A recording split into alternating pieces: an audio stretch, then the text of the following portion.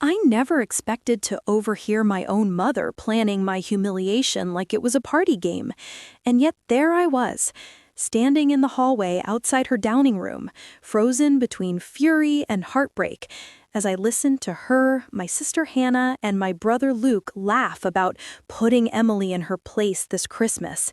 And each word sliced through me because I'd spent the entire year trying to rebuild a relationship with them, trying to believe that maybe, finally, they saw me as something more than the family scapegoat. I had flown in early, bought thoughtful gifts, booked a hotel so I wouldn't burden them, and still, this is how they talked when they thought I wasn't around. "We'll make her sit at the kids' table again," Hannah said, voice dripping with that familiar poison she hid behind a fake smile. "Maybe we should have her do the cleaning after dinner. She's always desperate to feel useful," Luke added, and the whole table erupted in laughter.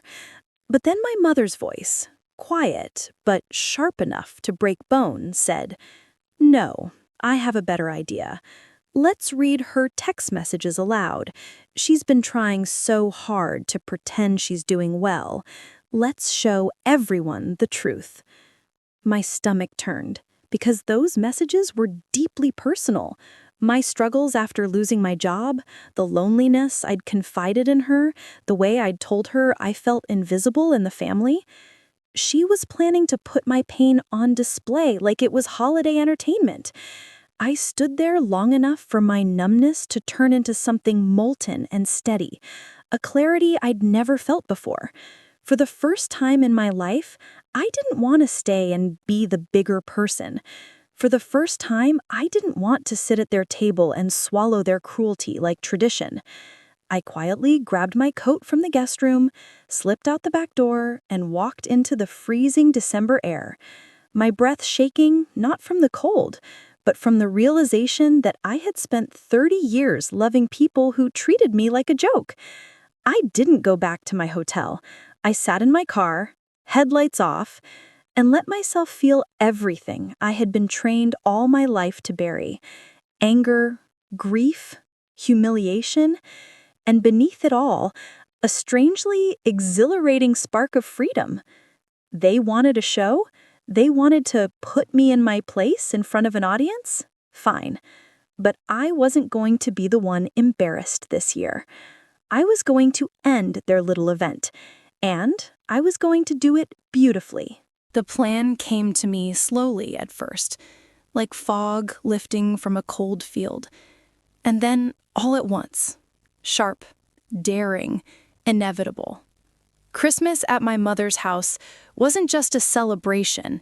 It was a spectacle she curated to maintain an image: the perfect matriarch, the accomplished daughter, the successful son, and the messy other one, me. She didn't just want to humiliate me. She wanted an audience to witness her power. So I decided that if she wanted an audience, I'd deliver one, but not in the way she expected. I drove to my hotel, sat at the small desk across from the window, and, with hands steadier than they should have been, crafted a gift: a single letter printed on expensive stationery, wrapped in a beautifully understated box that I knew would draw every eye the moment it appeared under the tree. The note inside was simple, devastating, and true. It described every moment they mistreated me, every time they used me as a prop, every memory they'd rewritten to make themselves look better, every time they treated me as an afterthought. And then, at the end, I added one sentence that carried all the weight of my decision: "This year, I am giving myself freedom. From you." I arranged for the package to be delivered by courier at noon on Christmas Day, exactly when everyone would be gathered in the living room for the traditional gift circle, where my mother loved to control the order of present opening, like a director calling cues on a stage. I paid extra for guaranteed delivery, tipped the driver in advance, and gave instructions to hand it directly to my mother with the words, "This is from Emily." No explanation, no context, just that. After sealing the plan, I blocked their numbers, not in anger, but in self-preservation, and then drove to a lake 2 towns over, renting the last empty cabin available for Christmas Eve. It was small, quiet, absolutely imperfect, and it felt like the first safe place I had known in years. I made tea, wrapped myself in a blanket, and let the silence settle around me like a balm. I thought I'd feel guilty. I thought I'd feel scared. Instead, I felt a strange, humming peace. Christmas morning arrived crisp and bright. Sunlight glittered across the frozen lake in years. I made tea, wrapped myself in a blanket, and let the silence settle around me like a balm. I thought I'd feel guilty. I thought I'd feel scared. Instead, I felt a strange, humming peace. Christmas morning arrived crisp and bright. Sunlight glittered across the frozen lake. As my phone buzzed with notifications from mutual friends and cousins, messages I ignored out of self-preserving instinct. I didn't need to read them. I knew the moment the courier handed my mother that box, the room would go still. I knew she'd smile politely, expecting a desperate little gift meant to win her approval. Instead, she'd find the truth she tried so hard to bury, and the revelation that I finally cared enough about myself to walk away. Somewhere, back in that house, chaos was beginning to unfold.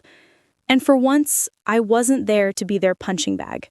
For once, they'd have to face each other and themselves without me.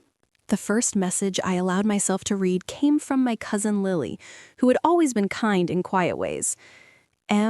Whatever you sent them, it was brutal, but necessary. I didn't reply, not yet. Instead, I walked onto the cabin porch, the cold air stinging my cheeks as I imagined the scene unfolding in my mother's pristine living room. My mother sitting tall in her armchair, Hannah perched beside her with her fake sweet smile, Luke leaning back smugly, until the moment the wrapping paper fell away, until the moment my mother unfolded that heavy sheet of stationery, until she began reading and realized the words weren't adoration or gratitude or apology, but truth. Raw, undeniable truth. I pictured their faces paling as they realized I had not come to be humiliated. I had chosen myself over their approval.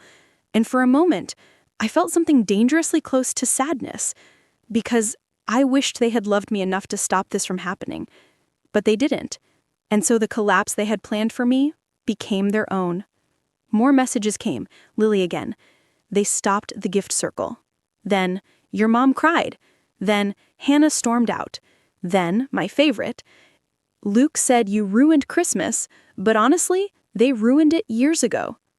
I laughed then, softly, unexpectedly, because that sentence was the truest thing anyone in our family had spoken in decades. At noon, I made myself a simple Christmas lunch, and as I ate, a strange warmth filled me. Not joy exactly, but release. My whole life, I had been the one who tried to make peace, who apologized first, who stayed small to keep others comfortable. And now, by saying nothing, by simply stepping away, I had created a shockwave strong enough to stop an entire family tradition in its tracks. And it wasn't revenge for the sake of revenge. It was liberation. That afternoon, I did something I had never allowed myself before. I made plans for the future that did not include trying to earn a place in a family that never wanted to see me clearly. And for the first time in years, Christmas didn't hurt. It felt like a beginning. 2 days later, when the snow softened and the roads cleared, I packed my things and drove home. Not to them, but to my apartment, which suddenly felt like a sanctuary instead of a reminder of loneliness. My voicemail was full, my messages overflowing with a mix of outrage, guilt-tripping, pseudo-concern, and stunned silence. My mother's voice trembled between fury and heartbreak. "How could you embarrass us like that?" Hannah texted long paragraphs painting herself as the victim. Luke said I owed them an apology.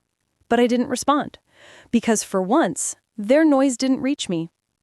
I had stepped out of the script they wrote for me, and without me playing my assigned role, their entire dynamic collapsed. In the weeks that followed, something unexpected happened. Instead of feeling alone, I felt whole. I reconnected with friends I had neglected while bending myself to my family's expectations.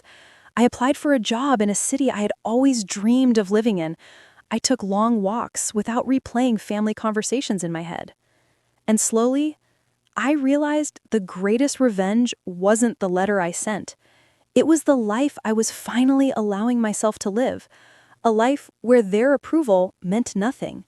A life where I defined my worth. Months later, Lily visited me.